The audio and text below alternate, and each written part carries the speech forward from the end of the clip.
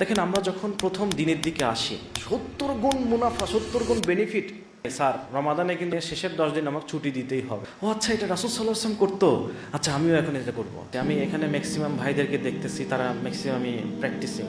আমার চোখে এমন কোনো ভাই পড়তেছে না যারা প্র্যাকটিসিং না। প্র্যাকটিসিং ভাইদের ক্ষেত্রে একটা কথা এবং নন প্র্যাকটিসিং ভাইদের ক্ষেত্রে আরেকটা কথা।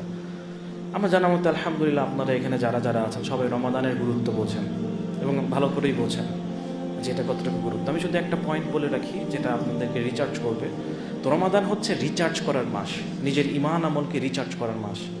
দেখেন, আমরা যখন প্রথম দিনের দিকে আসি, হেদায়েতের শুরুর দিকে, ওই সময় জীবনে একটা বসন্ত কাজ করতো না, ভালো লাগা কাজ করতো। নতুন নতুন সব কিছু শিখছি, নতুন নতুন একটা হাদিস শিখছি। ও আচ্ছা, এটা রাসূল সাল্লাল্লাহু আলাইহি ওয়াসাল্লাম করতো, আচ্ছা আমিও এখন এটা করবো।